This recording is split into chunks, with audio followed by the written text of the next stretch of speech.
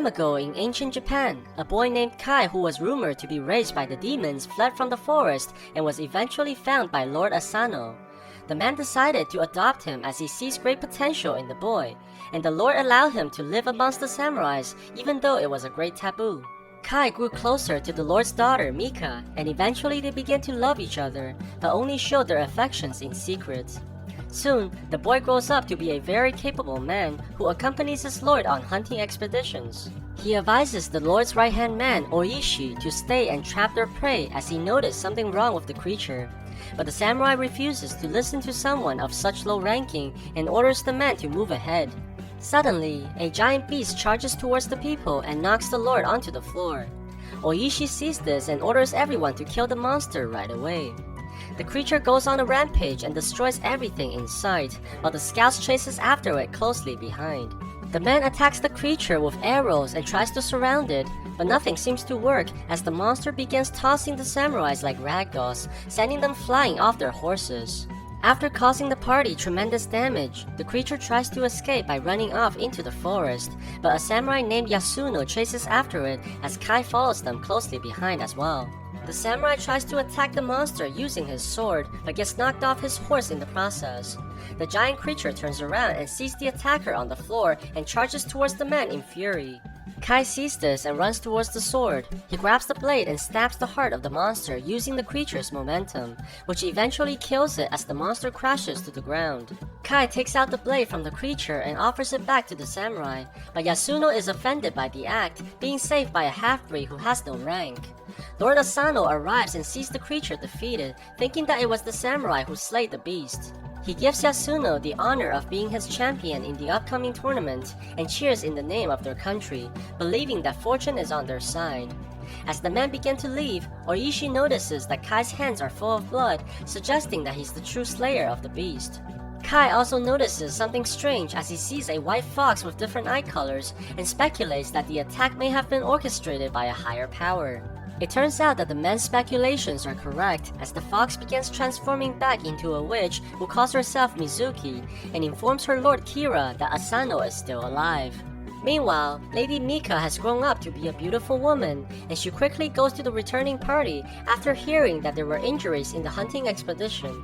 After seeing that her father is well, the woman quickly inquires about the injured men, but Asano knows that his daughter only cares about the well-being of Kai. The woman quickly goes to the isolated house which Kai lives in and sees that the man she loves is injured from the fight.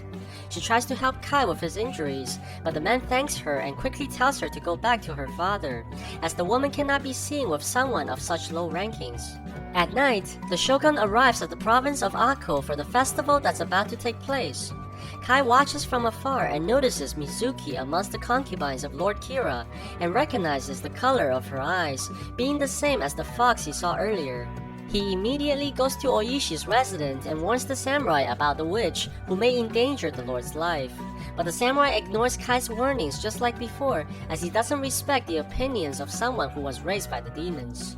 The next day, Lord Kira arrives in the kingdom and greets Asano, complimenting about the beauty of the province. But the relationship quickly becomes strained when the man disrespects the lord by showing rude behaviors when he started flirting with Lady Mika. They sit together and begin watching the tournament as Kira brings out his champion for the fight. The huge man begins walking towards the stadium and towers over everyone, as the audience watch in amazement at the sheer size of the fighter. At the same time, Yasuno sees the witch in her animal form and falls victim to her magic. Kai rushes towards the samurai and realizes that the man can no longer compete. In order to save his lord from disgrace, the main character puts on the samurai armor and covers his face so that he may replace Yasuno in the tournament. After both fighters bow towards the lords, they draw out their swords and prepare for combat. The giant samurai begins attacking Kai with a fury of slashes and knocks the man backwards with incredible strength. They continue to fight and Kai manages to land multiple hits on the opponent, but eventually breaks the katana on the giant's armor and gets knocked away from the ring, losing his helmet in the process and revealing his true identity. The shogun stops the fight and walks towards the ring, only to see that Kai is a half-breed who's clearly not a samurai. He immediately orders to kill the man, but Mika rushes in to protect her lover while Lord Asano begs the shogun to spare the man's life. The ruler walks away in fury, and the samurais from Akko are forced to strip away Kai's armor and begins beating him continuously for embarrassing their lord until the man falls unconscious. Realizing that Asano is mentally conflicted from the embarrassments, Mizuki conjures a spider using Kira's blood. She secretly goes to the old man's room at night and poisons him using the creature's venoms, causing the lord to hallucinate and sees his daughter being defiled by Kira. The man charges into his rival's room and cuts him with a sword, waking up everyone as they try to stop Asano from killing the lord. As a result of attacking the guest inside his own palace, the shogun sentences Asano to die, but allows him to keep his honor by committing seppuku, as the lord's family watches in tears. After Asano's death, the shogun announces that Mika will be married to Kira in order to mend the conflicts between the two houses, but only gives her 1 year to mourn for her father's death. The ruler also forbids Oishi and his men to take vengeance against Kira, and tells them that they're now Ronins without masters, leaving their fate in the hands of their new lord. Kira immediately banishes the samurais from the province of Akko, and takes Kai away as a hostage and slave, while Mika watches in despair. He then imprisons Oishi and throws him into the cells, trying to break the man's will for revenge. 1 year later, Kira's man takes the samurai out from the underground prison and throws him on the streets, while his wife and son takes him into shelter immediately. He learns that everyone has left the province and that Kai was sold as a slave. Oishi promptly tells his son to prepare the horses and rides day and night until they reach the Dutch islands. He walks into the fighting arena and sees that Kai is fighting against a monstrous opponent who tries to kill the man with every blow. However, Kai quickly gains the advantage and slices the monster across the stomach before decapitating the creature and winning the fight. Oishi tries to talk with Kai but gets attacked immediately as the main character blames him for Asano's death. Their fight continues until Oishi mentions that Lady Mika is being held against their will, and the two begins fighting the slave masters, eventually escaping the area together after burning the place down. Oishi explains to Kai that Lady Mika will be forced to marry Kira in a week of time, and he plans to unite with all the Ronins in order to save the girl and avenge their master's death. They ride to a secret location where all his previous comrades have gathered, and explains that he plans to assassinate their lord's murderer when Kira leaves the castle to gain blessings from his ancestors for the upcoming marriage. He tells one of the samurais to find out the exact date that Kira plans to leave in order to organize their assassination properly, while he goes with the rest of the men to gather available weapons. They arrive at the nearby town only to find that it's heavily guarded by Kira's men, making it impossible to purchase any swords. At night, Kai tells Oishi that there's another way to get weapons for the samurais, but the mission requires them to venture into the Sea of Trees amongst the demons known as Tengus. With no other choice, the Ronins ride for the Tengu forest, and Kai brings them in front of a giant Buddha statue. He tells everyone to wait outside except for Oishi, who accompanies him to meet the demons. They enter the cave, and Kai tells the samurai that he mustn't draw his sword no matter what happens inside. The two sees numerous monks kneeling in front of the Buddha statue, and the main character tells Oishi to wait for him here. Kai arrives inside a smaller cave where a blade is put in the center of the room, while another demon walks towards him, welcoming his return. The creature questions why the main character is helping those men outside when they treated him so poorly from before, but Kai replies that they're good men and that their goal is just. The demon continues to demoralize the man by stating that the world offers him nothing, and that he'll never be with Mika in this lifetime, but Kai accepts this with humility and vows to find her in the next life. Seeing the man's resolve, the demon tells him to take the sword if he can, and both of them flies towards the blade using their magic, but Kai manages to retrieve the katana before his master and wins the battle between the two. At the same time, Oishi turns around and sees that his men have entered the temple despite his orders, and Yasuno draws the sword after seeing the demons on the ground. The creatures begin attacking the samurais and killing them one by one, using their magic, which makes them impossible to strike.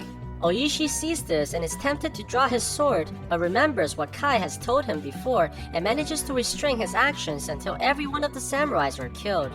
It turns out that everything was hallucinated by Oishi as part of the test that the Tengus have placed on him, and numerous katanas appear, indicating that he's won the battle of will.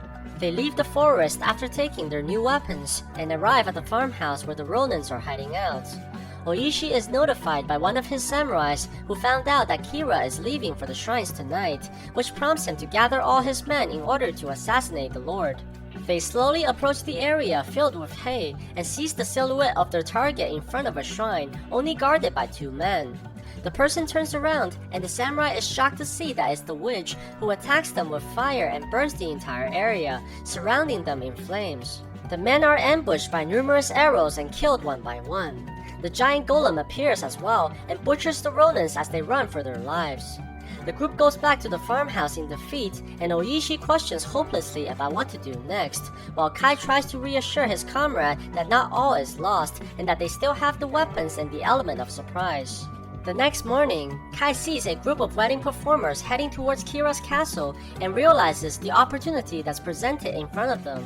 They stop the performers and take their costumes, planning to disguise themselves in order to move closer to assassinating the Lord. At night, the samurais manage to avoid detection from Kira's guards and make it into the fortress without suspicion. Lord Kira takes Lady Mika and plans to finally have their wedding and gaining control of Akko in the process. They sit in front of the stage and begin enjoying the show as the samurais perform at the crowd in order to distract the soldiers. The Ronins take this opportunity to retrieve their weapons and invade the area, ambushing and killing off the guards without detection. Oishi continues to perform on stage as he moves closer to the Lord, taking the blade that was hidden and charges in for the kill. But his attack was prevented by an arrow from the guards, and the people run in fear as they become aware of the assassins. The Ronins begin attacking the soldiers as Kira runs away, taking Mika into the castle from the flying arrows. The giant golem charges towards the man but gets engulfed by the exploding trap that the samurais have placed, which turns him into pieces. Kai begins chasing after Kira alongside Oishi as they cut down numerous incoming soldiers trying to stop the 2 men. Mika manages to escape her captor and runs the other way, while Kira abandons everything in order to save his own life. After disposing the guards, Oishi runs towards the Lord while Kai goes to save the princess. Mika makes it outside the building and into the courtyard as she finally sees her lover, and they run towards each other as they finally embrace. Their reunion is cut short when a ghostly kimono flies in front of them through the air and lands on the ground, transforming into the witch who plans to kill both of them. The woman walks closer towards the couple and begins transforming again, revealing her true form, which resembles a massive dragon that levitates in the air. The creature attacks Kai furiously, but the man is able to defend himself and strike back, causing the monster to retreat temporarily. Kai tells Mika to hide behind the walls while he prepares to battle the dragon to the death. At the same time, Oishi finds Kira inside the neighboring room and begins attacking the man through the walls. He enters the room and continues to hit the enemy, knocking the man to the floor as Kira desperately tries to defend himself. Oishi tackles Kira and sends both of them crashing through the walls. He throws the Lord onto the floor and continues to kick the man with anger, eventually disabling him and grabs him from behind. Oishi takes the blade that his Lord used to commit suicide and stabs Kira in the heart. He then cuts the man's head off in a single strike and brings it outside to his comrades, showing them that they have won the battle. The soldiers all surrender at the sight of Kira's death, and the Ronins look up at their leader, realizing that they finally avenged their lord's honor. Meanwhile, Kai continues to fight the dragon by striking its face, causing the monster to throw concrete pillars at the man in frustration. The creature then summons a stream of flames towards Kai as the warrior splits the elements with the blade, rendering the dragon's magic useless. Kai begins to attack the monster offensively by slashing it continuously, forcing the creature back to a corner. He tries to stab the dragon, but it grabs onto the man's katana and throws him in the air away from the sword. The monster then begins to target Mika as it roars furiously towards the woman. But Kai manages to use the Tengu's magic and takes the blade from the floor while rushing towards the dragon. Kai jumps into the air and stabs the creature through the head, causing it to tumble to the floor and scream in pain. The monster then begins transforming back into Mizuki as the woman dies while taking her last breath.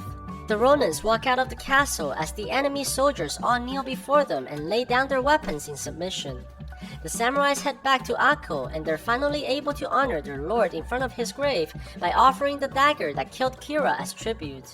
The shogun is notified of Kira's death and sentences every one of the Ronins to die, but he allows them to regain their honor by committing seppuku just like their lord, as they showed honor by avenging their master while following the way of Bushido.